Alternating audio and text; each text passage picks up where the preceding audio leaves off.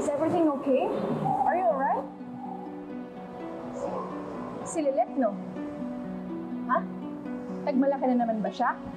Porket nanalo siya sa case? No, it's okay. Let's go. Ito na, umuwi na tayo, attorney. Wala ba po tayong magagawa para makakuha ng hustisya sa kapatid ko? Miss Sally, kakalabas lang po ng court ng judgment. Tawagan niyo na lang po ako pag may questions kayo regarding sa decision. Ingat po kayo, ha? Pero attorney, ma'am, Miss Sally, magpahinga na ho muna kayo. Hindi ho biro yung pinagdaanan yung proseso. Sige na ho.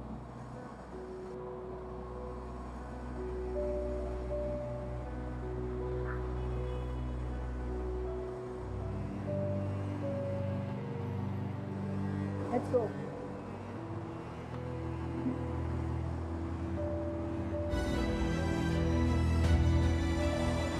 Kayong dalawa.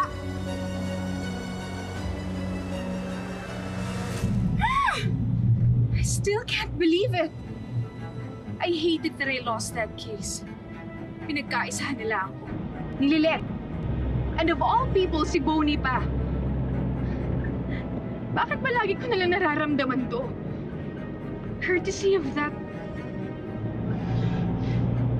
Ewan ko ba kung bakit naninibago ka pa. Sanay ka naman na hindi ka na nanalo dun sa law school, hindi ba? That's the point, Maddie. Lagi na lang akong natatalo eh. Especially dahil kay Lilet. Just let it go. Well, easy for you to say. Palibhasa kasi, hindi mo naman nararamdaman yung nararamdaman ko. Era. Manong pakitabi nga. Oh, bakit? We can always talk about this. I don't always have to agree with you just to comfort you. Manong, I said stop the car! Ano ba? Where are you going? I need space, Matty. Masaya na kayo? Masaya na kayo? Ha? Ma'am, huminahon mo kayo. Wag mo akong utusan. Lalong-lalo ka na! Kung babae ka, ha? Magkakaroon na sana ng hustisya ang kamatayan ng kapatid ko. Pero anong ginawa mo, ha? Nangailam ka, umepal ka sa usawera! Ma'am, tapos na ho yung trial.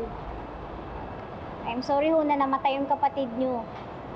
Pero siguro mas makakabuti ho kung papatahimikin nyo na siya. Pero hindi ako matatahimik!